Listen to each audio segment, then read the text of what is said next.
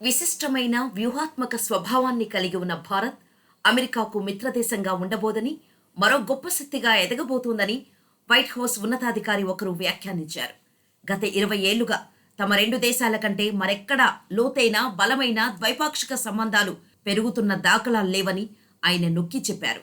గురువారం నిర్వహించిన ఆస్పెస్ security forum సమావేశంలో పాల్గొన్న White House Asia coordinator Kurt క్యాంపబుల్ను భారత్పై అడిగిన ప్రశ్నకు ఆసక్తికర సమాధానమిచ్చారు. తన దృష్టిలో 21వ శతాబ్దంలో అమెరికాకు భారత్ అత్యంత ముఖ్యమైన ద్వైపాక్షిక సంబంధం కలిగిన దేశమని అన్నారు. వాస్తవమేంటంటే గత 20 ఏళ్లుగా అమెరికా భారతదేశం కంటే వేగంగా ఏ ద్వైపాక్షిక బంధం ఇంత గాఢంగా బలోపేతమవుతున్న దాఖలాలు లేవు అని ఆయన వ్యాఖ్యానించారు. అమెరికా తన సామర్థ్యంలో ఇంకా ఎక్కువ పెట్టుబడి పెట్టాలని, సాంకేతికత, ఇతర సమస్యలపై కలిసి పనిచేయటం ద్వారా ప్రజల మధ్య సంబంధాలను పెంచుకోవాల్సిన అవసరం ఉందని ఆయన అన్నారు. భారతదేశానికి ప్రత్యేకమైన వ్యూహాత్మక లక్షణం ఉంది. అమెరికాకు మిత్రదేశం కాదు, దానికి స్వతంత్ర శక్తివంతమైన రాష్ట్రంగా ఉండాలనే కోరిక ఉంది. అది మరొక గొప్ప శక్తి అవుతుంది. కానీ మన వ్యూహాత్మక భాగస్వామ్యాన్ని నమ్మటానికి కారణాలు ఉన్నాయని నేను భావిస్తున్నాను.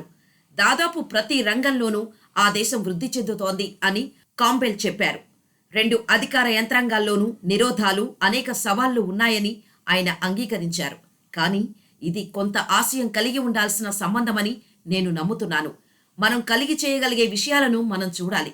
అది అంతరిక్షంలో అయినా, విద్య అయినా, వాతావరణంపైన, సాంకేతికతపైన నిజంగా ఆ దిశగా ముందుకు సాగాలి అని ఆయన స్పష్టం చేశారు. గత 20 సంవత్సరాలుగా అధిగమించిన అడ్డంకులు, మా ఇరుపక్షాల మధ్య సంబంధాలను గమనిస్తే ఇది చాలా గొప్పది. భారత్ అమెరికా సంబంధాలు కేవలం చైనా చుట్టూ ఉన్న ఆందోళనతో నిర్మాణం చెందలేదు. ఇది మన సమాజాల మధ్య సమ్మేళనాల ప్రాముఖ్యతను లోతుగా అర్థం చేసుకోవడం, ఇక్కడ భారతీయ సమాజం శక్తివంతమైన అనుబంధమని ఆయన అన్నారు. అధ్యక్షుడు జో బైడెన్, ఆయన యంత్రాంగం క్వాడ్ను లీడర్ స్థాయికి తీసుకెళ్లాలని నిర్ణయించినప్పుడు భారతీయులు సందిగ్ధతతో ఉన్నారనే విషయాన్ని క్యాంపెల్ అంగీకరించారు. వనరులు అధికంగా ఉన్న ఇండో పసిఫిక్ ప్రాంతంలో చైనా సైనిక కార్యకలాపాలు పెరుగుతున్న నేపథ్యంలో భారత్, అమెరికా సహా అనేక ఇతర ప్రపంచ శక్తులు స్వేచ్ఛను నిర్ధారించాల్సిన అవసరం గురించి మాట్లాడుతున్నాయి. Taiwan, Philippines, Brunei, Malaysia, Vietnam అన్ని వివాదాస్పదమైన దక్షిణ చైనా సముద్రాన్ని దాదాపుగా క్లెయిమ్ చేస్తున్నాయి. బీజింగ్ దక్షిణ చైనా సముద్రంలో కృత్రిమ ద్వీపాలు, సైనిక స్థావరాలను నిర్మించింది. తూర్పు చైనా సముద్రంలో జపాన్తో చైనాకు ప్రాదేశిక వివాదాలు కూడా ఉన్నాయి.